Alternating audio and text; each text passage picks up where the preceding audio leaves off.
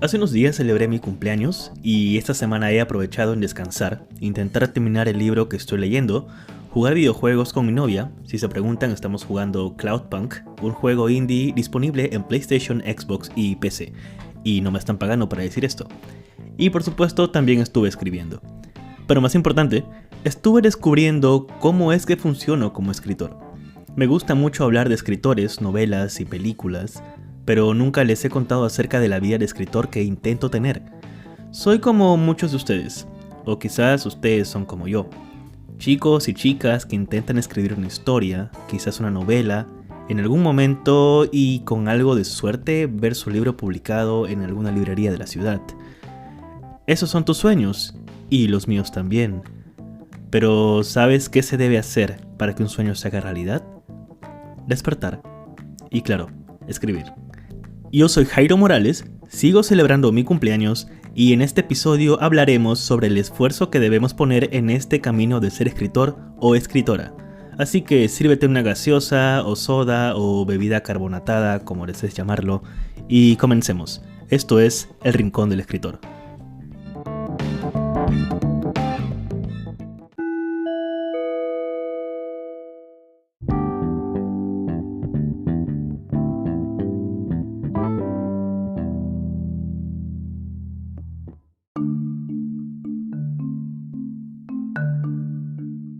Creo que debería contarles un poco de cómo es que comenzó todo esto para mí. Todo comienza con una idea, de que quizás yo también pueda escribir una historia. Cuando decidí dedicarme a la escritura propiamente dicha, acababa de ver un discurso de Neil Gaiman, el cual me cambió la vida.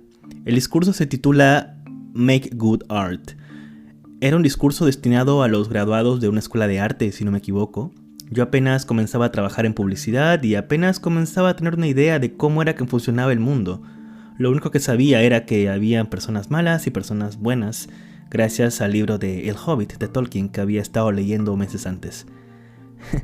Por supuesto, para ese momento había leído un poco más de Julio Cortázar, Borges, Fuentes, Vargas Llosa, Ribeiro, pero mis favoritos seguían siendo Murakami, Lovecraft, Poe, Rosa Montero, Bradbury, Gaiman, generalmente porque eran escritores que había leído por mi propia cuenta y no por obligación del colegio.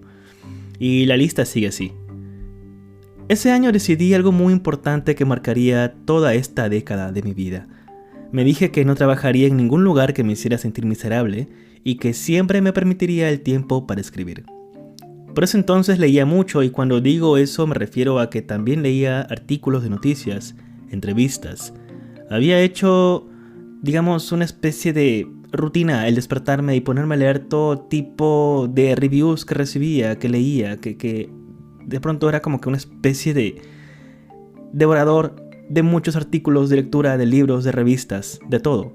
Había llegado a un artículo en algún momento que decía que en una entrevista realizada en asilos de ancianos frente a la pregunta de qué era lo que más se arrepentían, estas personas siempre respondían que se arrepentían de no haberse atrevido a hacer las cosas que querían, de no haberse enfrentado a sus padres o familiares en cuanto a la elección de una carrera o a la elección de un amor. Así que pasé esos años en esa forma de ver las cosas, el de vivir y hacer lo que quería, porque no quería llegar al final de mis días sintiéndome mal por no haberme atrevido a hacer las cosas. Así fue como dije que quería escribir historias. Como aún no era bueno, y aún no sé si lo sea, me dedicaría a practicar, a escribir un cuento tras otro. Algunos intentos de poemas ayudarían en cuanto a la estética de las palabras. Y eso fue lo que hice, eso fue lo que pensé en ese entonces y eso hice. Se podría decir que por las mañanas trabajaba y por las noches me dedicaba a escribir. Esos años fueron bastante instructivos para mí, pero me habría gustado poder contar con amigos, con alguien a quien contarle todo lo que pasaba en esos momentos. Ciertamente, ahora que me pongo a recordarlos, me doy cuenta que fueron años bastante solitarios, por más que las fotos y los bares y las personas que estuvieron alrededor digan lo contrario. Fueron los años en donde comprendí que el trabajo del escritor es como el trabajo de la muerte, un trabajo solitario. En algún momento, no estoy seguro cuándo, descubrí a la generación Beat. De pronto, los libros de Jack Kerouac, Allen Ginsberg, Burroughs y más escritores se convirtieron en compañeros de viaje. Fue la época en donde comencé a viajar también. Los años pasaron, las personas vinieron y se fueron, algunos se quedaron y otros volvieron. En el trayecto de todo eso yo aprendía a escribir escribiendo. Fue entonces cuando dije que quizás ya estaba listo para intentar escribir una novela. Y eso hice.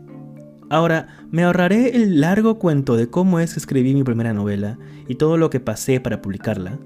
Pero a lo que quiero llegar es una conclusión de que una vez que decides ser escritor o escritora, vas a seguir en ese camino toda tu vida. Es un proceso largo y hermoso, pero dependerá de ti el llenarlo de experiencias buenas y sabias. No cometas errores y si los cometes, ten la sabiduría para reconocerlos y aceptarlos. Verás que escribiendo no solo cuentas historias, sino que también vas entendiendo tu propia vida y hacia dónde te quieres dirigir. Y eso es una experiencia totalmente gratificante.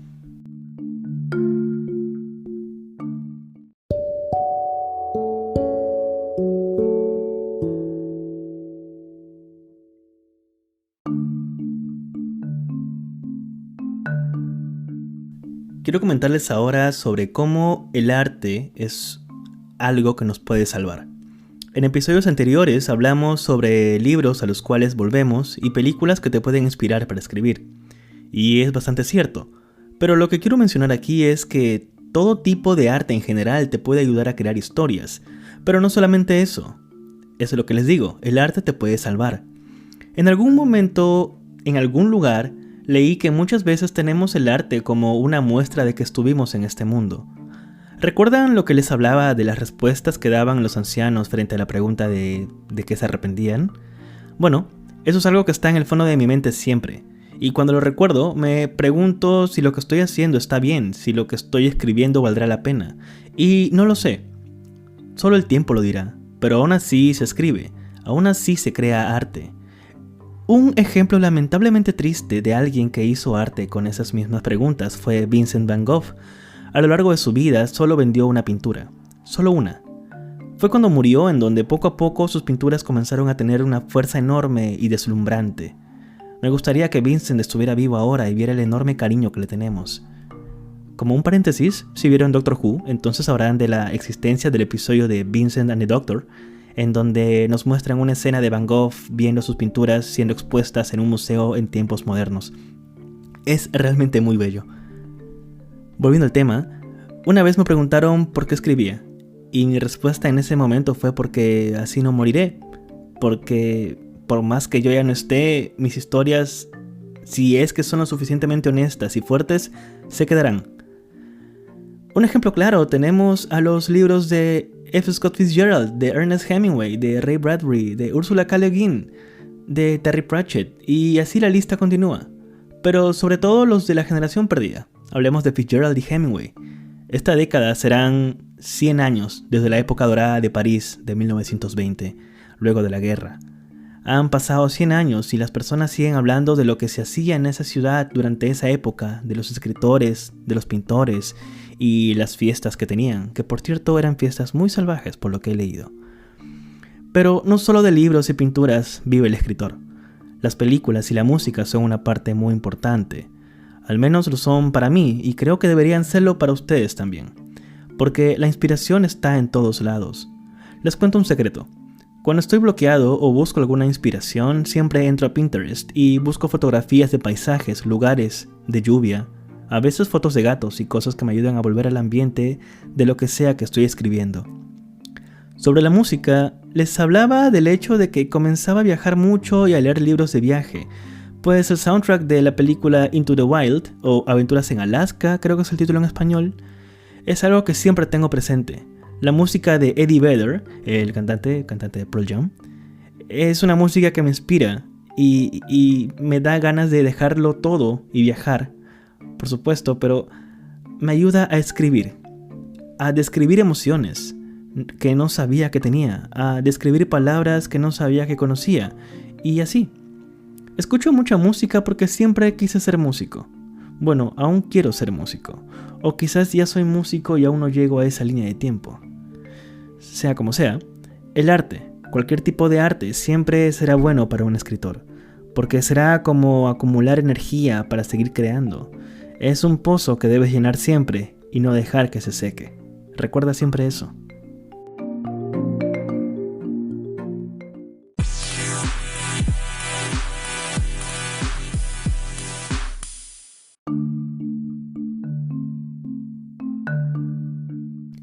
Al inicio siempre me preguntaba qué se supone que debo hacer para ser escritor.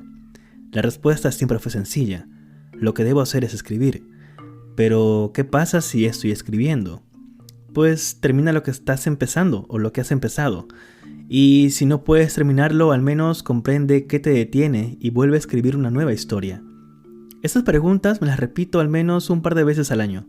Siempre hay momentos de dudas y cuestionamientos hacia uno mismo, hacia lo que escribes, e incluso hay momentos en donde piensas que quizás el talento que tenías ha desaparecido por completo.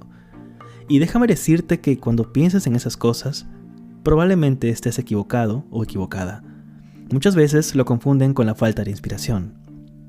Es cierto que hay días en donde no tenemos idea de qué es lo que escribiremos a continuación o en dónde.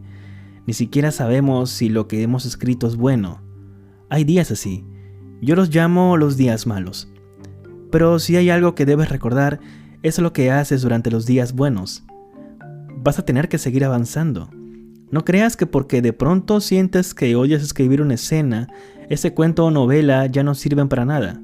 De hecho, es cuando más sirve, porque te estás enfrentando a algo que desafía tu conocimiento actual y debes buscar la manera de superar eso a través de palabras, sinónimos, oraciones o, qué sé yo, analogías.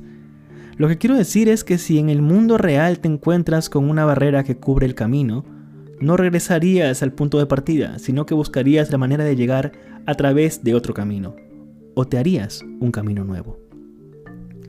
El otro día, mientras conversaba de mis dudas de escritor con mi novia, llegué a una analogía bastante certera sobre lo que es escribir una nueva novela, y es como caminar a través de un laberinto. Debes avanzar hasta encontrar el camino correcto que te permita salir de allí. A veces encontrarás caminos cerrados y en otras ocasiones hasta te perderás. Pero si conservas la calma y aprendes a dominar la inspiración, encontrarás el camino correcto. ¿Y sabes qué estarás haciendo durante todo ese tiempo? Escribir. Y si estás escribiendo, ¿cómo te llamas? Escritor o escritora. Así que ahí lo tienes. No esperes por un diploma que diga, el siguiente certificado te otorga el título de escritor. Nah, no esperes a eso. Siéntelo en tu pecho, en cada palabra que escribas, en cada palabra que borras, en cada sonrisa y en cada libro que lees también. De eso se trata.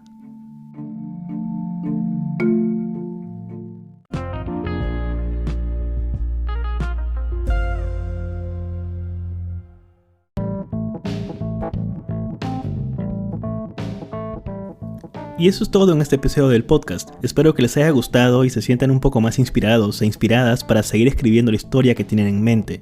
Si tienen dudas, comentarios o consejos de libros por leer, pueden escribirme a mis redes sociales. En Instagram estoy como Jairo Morales Books y en Twitter como Jai Morales. En Instagram siempre estoy publicando actualizaciones sobre lo que escribo y los libros que voy leyendo, así que si pasan por ahí, saluden. Yo soy Jairo Morales y esto ha sido El Rincón del Escritor. Nos vemos en el siguiente episodio. Chao.